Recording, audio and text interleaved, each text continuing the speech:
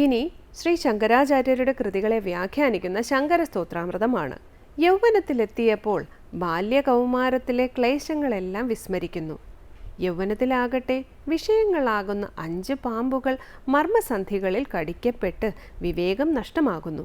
എന്ത് ചെയ്യണം എന്ത് ചെയ്യരുത് എന്നറിഞ്ഞുകൂടാത്ത യൗവനാവസ്ഥയെക്കുറിച്ച് പറയുന്ന ശിവാപരാധ ക്ഷമാപണ സ്തോത്രത്തിലെ 3-ാം ശ്ലോകം സ്വാമി ചിദാനന്ദപുരി വ്യാഖ്യാനിക്കുന്നത് ഇനി കേൾക്കാം.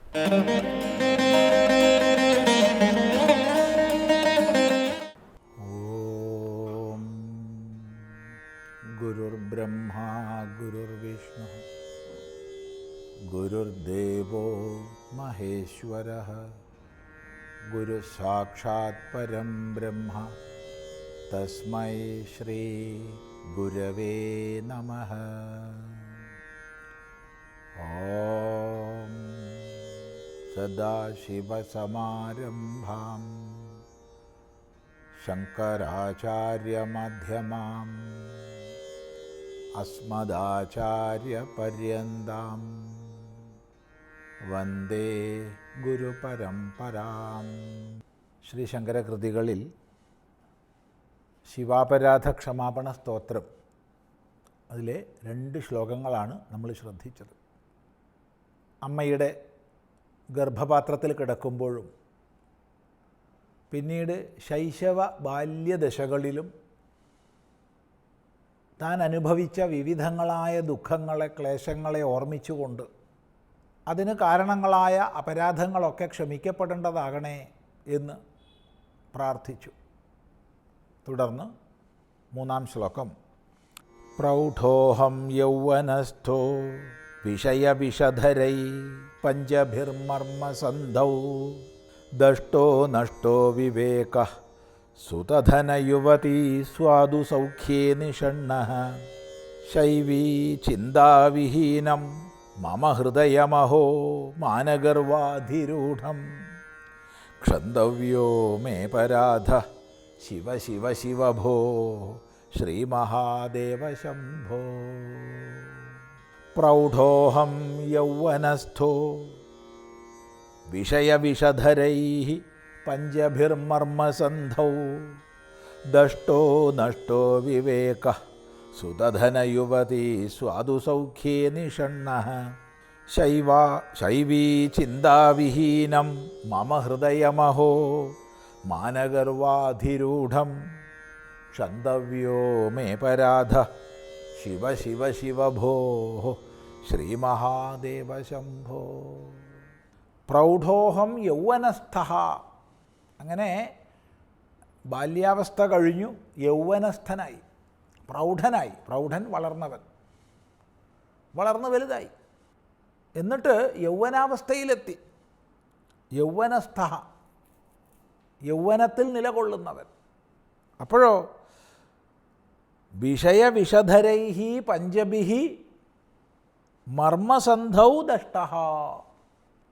വിഷയവിഷധരൈഃ, വിഷധരഃ സർപ്പഃ, വിഷത്തെ ധരിക്കുന്ന സർപ്പം, പാമ്പ്. അപ്പം വിഷയങ്ങളാകുന്ന പാമ്പുകൾ, അതാണ് വിഷയവിഷധരന്മാർ. അവരാൽ വിഷയവിഷധരൈഃ, വിഷയങ്ങളാകുന്ന പാമ്പുകളാൽ. എത്ര പാമ്പുകളാൽ? പഞ്ചഭിഃ, 5 പാമ്പുകളാൽ. മർമ്മസന്ധൗ ദഷ്ടഃ, മർമ്മസന്ധികളിൽ ദംശിക്കപ്പെട്ടവനായി, കടിക്കപ്പെട്ടവനായി. ഇപ്പോൾ യുവത്വത്തിലേക്ക് പ്രവേശിച്ചപ്പോൾ ശബ്ദ സ്പർശ രൂപരസഗന്ധങ്ങളുടെ പിന്നാലെയായി. അപ്പോഴോ അവ തന്നെ ആകർഷിച്ച് മഥിച്ച് എപ്രകാരമാണോ വിഷസർപ്പം കടിക്കുന്നത് അതുപോലെ കടിച്ചു.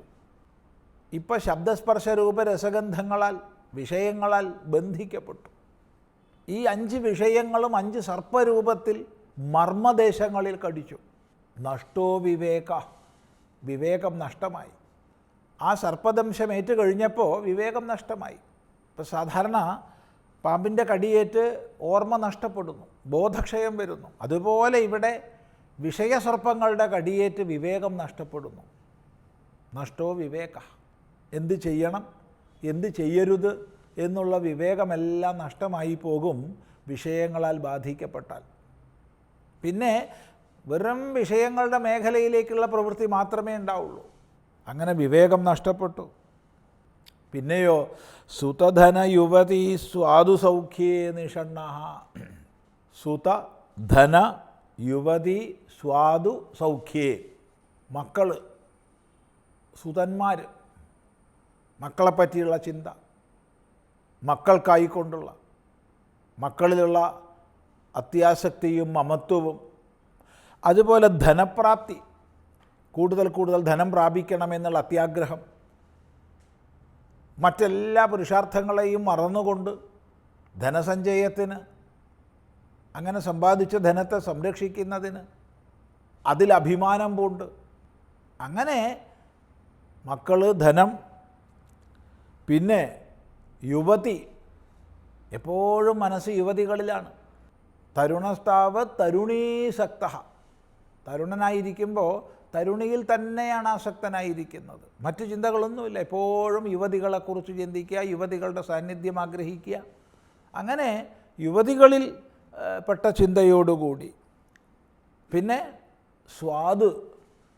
സ്വാദിഷ്ടങ്ങളായ ഭക്ഷണപദാർത്ഥങ്ങൾ, സുഖഭോഗങ്ങൾ, സൗഖ്യം, ബാഹ്യസുഖങ്ങൾ, ഇങ്ങനെ സുതധന യുവതി സ്വാദു സൗഖ്യങ്ങളിൽ തന്നെ ഘടിക്കപ്പെട്ടവനായി. അതിനപ്പുറത്ത് ഒരു പുരുഷാർത്ഥമുണ്ടെന്നുള്ള ചിന്ത പോലും അസ്തമിച്ച് യൗവനത്തിൽ ഈ വക വിഷയങ്ങളിൽ മുങ്ങി മയങ്ങി നമ്മൾ കാലം കഴിക്കുകയാണ്. എത്ര ഒരു നേർരേഖാ ചിത്രമാണെന്ന് നോക്കൂ. നമ്മുടെയൊക്കെ ജീവിതത്തിൽ ഇത്രക്കേറെ ദുഃഖങ്ങളിലൂടെ കടന്നു വന്ന ശൈശവ ബാല്യങ്ങളാണെങ്കിലും യൗവനാവസ്ഥയിൽ എത്തുമ്പോഴത്തേക്ക് അതെല്ലാം വിസ്മരിച്ചു. എന്നിട്ട് ഈ ഭൗതികങ്ങളായ സുഖഭോഗങ്ങളിൽ മാത്രം ആസക്തനായി കഴിഞ്ഞുകൂടുകയാണ്. ഇതാണ് യൗവനത്തിലെ ദുരവസ്ഥ.